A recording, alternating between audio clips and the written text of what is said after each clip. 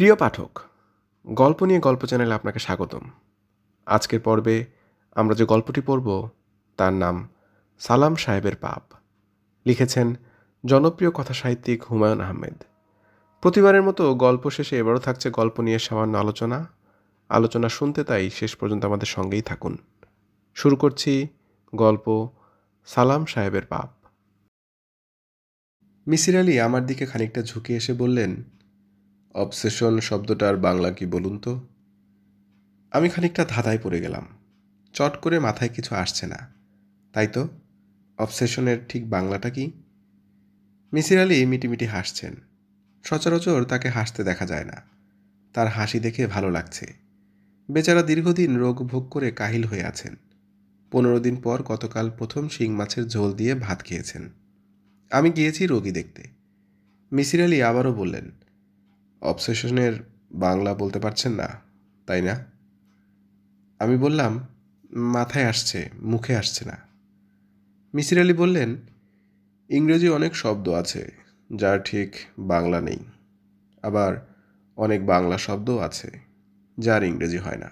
যেমন অভিমান। অভিমানের ইংরেজি বলতে পারবেন? আমি বললাম, ভাষাতত্ত্ব থাকুক, আপনার শরীর কেমন বলুন। মিসির আলি বললেন, শরীর সেরে গেছে, এই জন্যে মনটা সামান্য খারাপ। শরীর ছাড়ায় মন খারাপ কেন? মিসির আলি বললেন, শরীর যখন খুব খারাপ থাকে তখন মনের অবস্থার কিছু পরিবর্তন হয়, ঘোর লাগা ভাব তৈরি হয়। এই অবস্থাটা আমার পছন্দ। ঘোর লাগা অবস্থায় কোনো কিছু ভাবতে ভালো লাগে। আমি বললাম, চেষ্টা করুন আবার যেন অসুখে পড়তে পারেন। শীতের সময় আছে, ধানমন্ডি লেকের নোংরা পানিতে ডুব দিলে কেমন হয়? খারাপ হয় না, চলুন যাই। মিসির আলি খাট থেকে নেমে গেলেন। আমি আঁতকে উঠলাম। উনি কি সত্যি লেকে গোসল করার কথা ভাবছেন?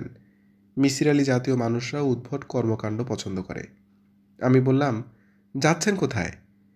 মিসির আলি বললেন, আপনাকে একজন মানুষের ছবি দেখাবো। আমি স্বস্তির নিঃশ্বাস ফেললাম।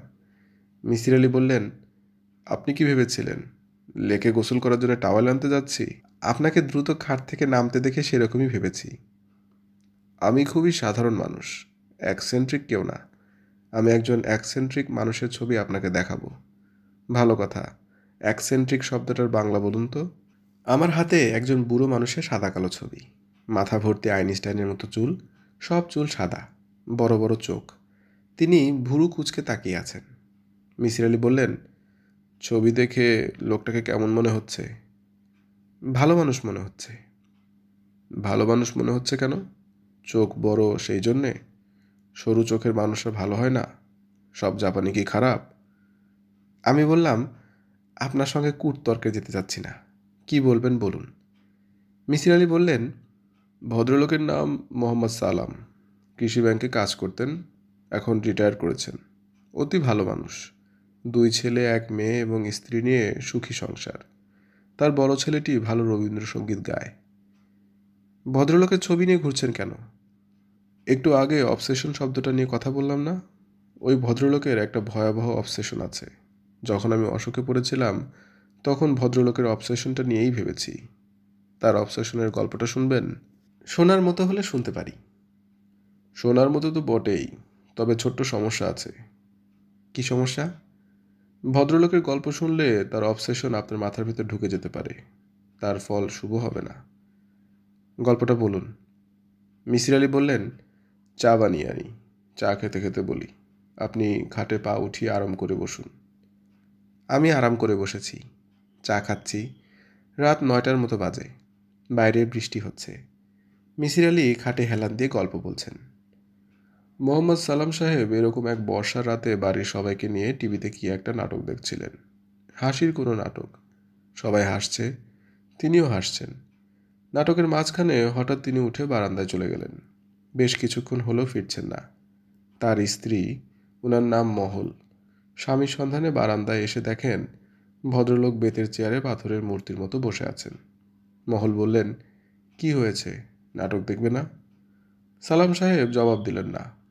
তার চোখ চকচক করছে। মহল বিস্মিত হয়ে বললেন, কাঁদছ নাকি? সালাম সাহেব চাপা গলায় বললেন, মহল, আমি আমার জীবনে ভয়ঙ্কর একটা অপরাধ করেছি। অপরাধের প্রায়শ্চিত্ত করা দরকার। আমি কাল থেকে প্রায়শ্চিত্ত শুরু করব। মহল বললেন, কি অপরাধ করেছ? সালাম জবাব দিলেন না, মাথা নিচু করে রাখলেন। মহল বললেন, অফিসের টাকা পয়সা মেরে দিয়েছ? সালাম বললেন, ছি, তুমি আমাকে চেনো না? মহল বললেন, তাহলে কি? অফিসের কোনো মেয়ের সঙ্গে সম্পর্ক হয়েছে? তাকে নিয়ে হোটেল ফোটেলে গেছ? রুম ভাড়া করেছ?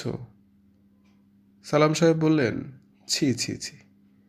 মহল স্বস্তির নিঃশ্বাস ফেলে বললেন, তাহলে উঠে আসো। সালাম বললেন, না। মহল বললেন, নাটক না দেখলে ভাত খেতে আসো, ঝিম ধরে বসে থাকবে না। সালাম সাহেব উঠে গেলেন। স্বাভাবিকভাবে ভাত খেলেন, জর্দা দিয়ে পান খেলেন, দিনের শেষ সিগারেট খেয়ে ঘুমোতে গেলেন।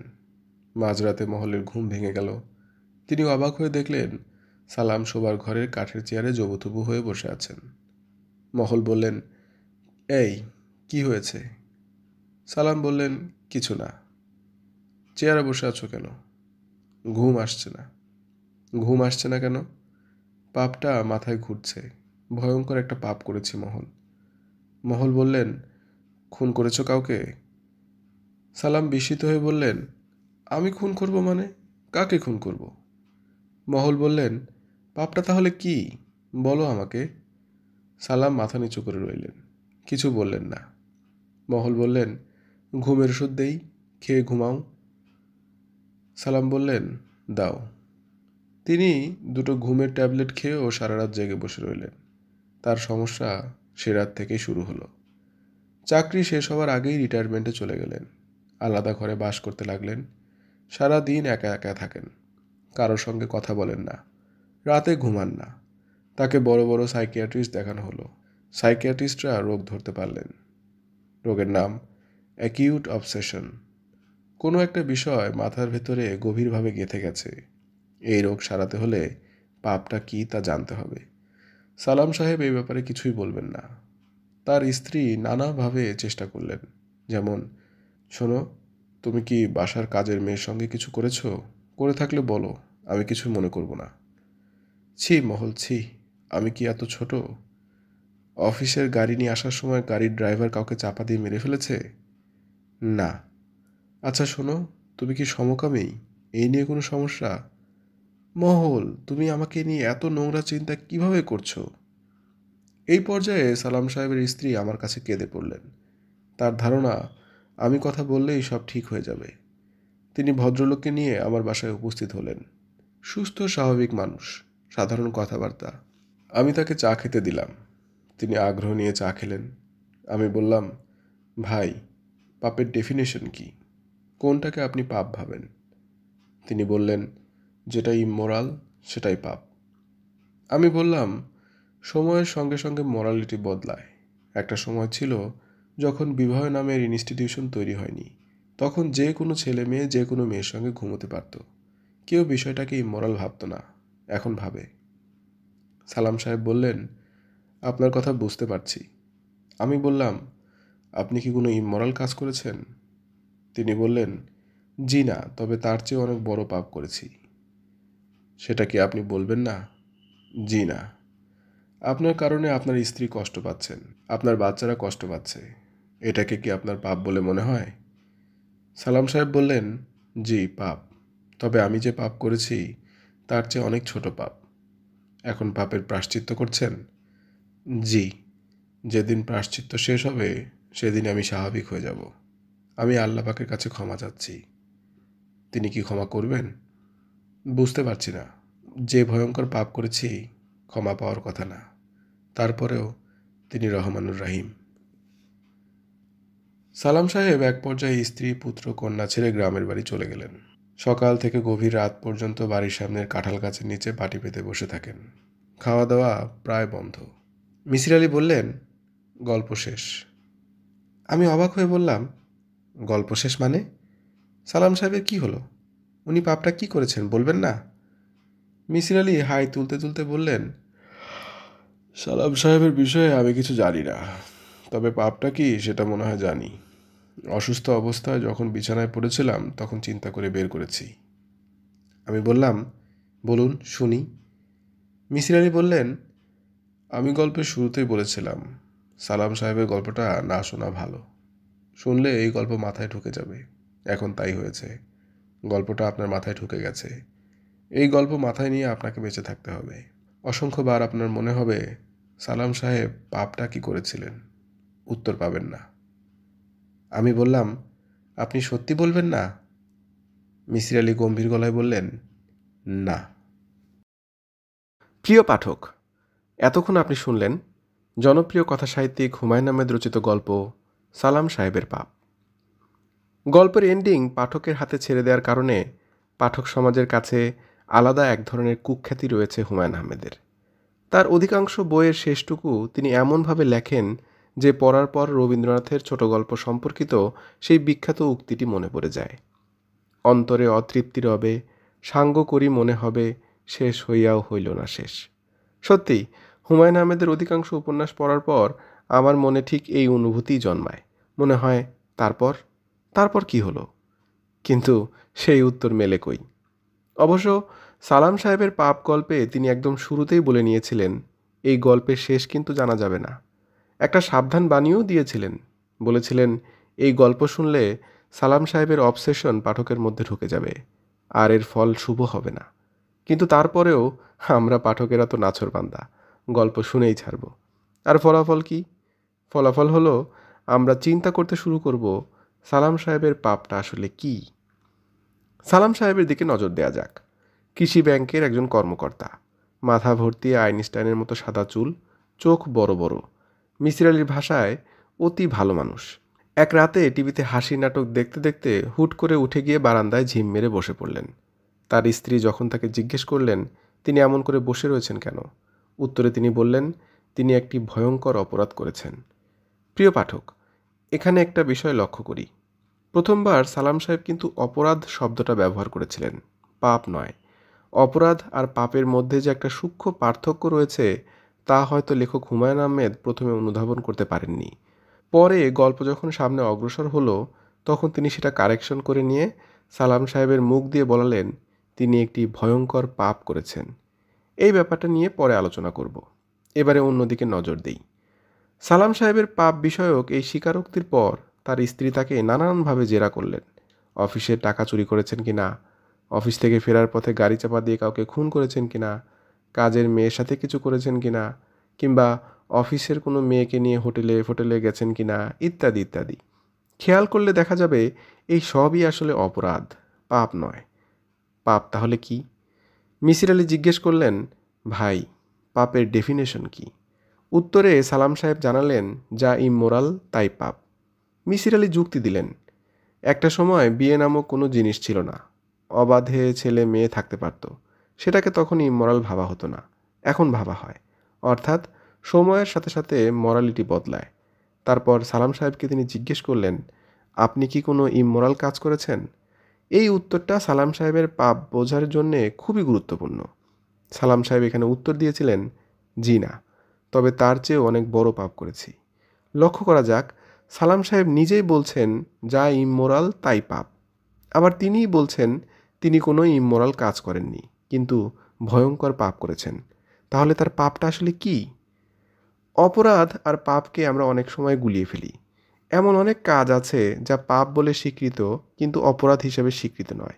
যেমন কেউ যদি কারো সম্পর্কে গীবত গায় সেটি একটি গর্হিত পাপ, কিন্তু সেটি কোনো অপরাধ নয়। কারণ এই পাপ বোধটা এসেছে ধর্মের দিক থেকে, সামাজিক বা রাষ্ট্রের দিক থেকে নয়। সালাম সাহেবের পাপকে বুঝতে হলে আমাদের এই ধর্মের দিকটা বুঝতে হবে। সালাম সাহেবের শেষ কথাগুলো কি ছিল? তিনি বলছেন তিনি যে পাপ করেছেন তা তার স্ত্রী সন্তানদের কষ্ট দেওয়ার চাইতেও বড় একটা পাপ। তিনি আল্লাহ পাকের কাছে ক্ষমা চাচ্ছেন, তবে বুঝতে পারছেন না যে ভয়ঙ্কর পাপ তিনি করেছেন তাতে তার ক্ষমা পাওয়ার কথা না। তারপরেও আল্লাহ যেহেতু রহমানের রহিম, তিনি আশা করে আছেন যে আল্লাহ পাক হয়তো তাকে ক্ষমা করে দেবেন। এত আলাপের পর আমরা হয়তো বুঝতে পেরেছি যে সালাম সাহেবের পাপ আসলে সামাজিক কোনো পাপ নয়, বরঞ্চ তা আসলে ধর্মগত দিক থেকে করা কোনো পাপ। এখন ধর্মীয় মতে কি এমন পাপ আছে যা আল্লাহ পাক ক্ষমা করেন না? আল্লাহ তো সব পাপই ক্ষমা করে দেন, নাকি দেন না? জি পাঠক, আপনি ঠিকই ধরেছেন। একটা পাপ আছে যা আল্লাহ ক্ষমা করেন না, সেটা হলো শিরক। আল্লাহর সাথে কারো তুলনা করার নামই হলো শিরক। আর এইটাই একমাত্র ভয়ঙ্কর পাপ যা আল্লাহ কখনো ক্ষমা করেন না। সালাম সাহেবের পাপটা আসলে এই শিরক। এখন গল্পে কোথাও অবশ্য বলা নেই যে তিনি কিভাবে শিরকটা করেছিলেন, তবে অনুমান করা যায় তার ব্যাংকের চাকরি ছেড়ে দেয়া দেখে। সুদী প্রতিষ্ঠান থেকে স্বেচ্ছায় রিটায়ার্ড নেওয়া হয়তো তার প্রায়শ্চিত্তের অংশবিশেষ হলেও হতে পারে, কে জানে। কিন্তু প্রশ্ন হচ্ছে, এমন একটা অদেখা অজানা পাপের জন্য কেউ কখনো এমন করে? এবারে তাহলে গল্পের শুরুর দিকটা আবার পড়ি, যেখানে মিসির আলি আমাদের বলছেন তিনি একজন অ্যাকসেন্ট্রিক মানুষের গল্প আমাদের শোনাবেন। অ্যাকসেন্ট্রিকের বাংলা হলো অদ্ভুত স্বভাবের ব্যক্তি, খামখেয়ালি ব্যক্তি, ছিটগ্রস্ত ব্যক্তি। সালাম সাহেব একজন অ্যাকসেন্ট্রিক মানুষ।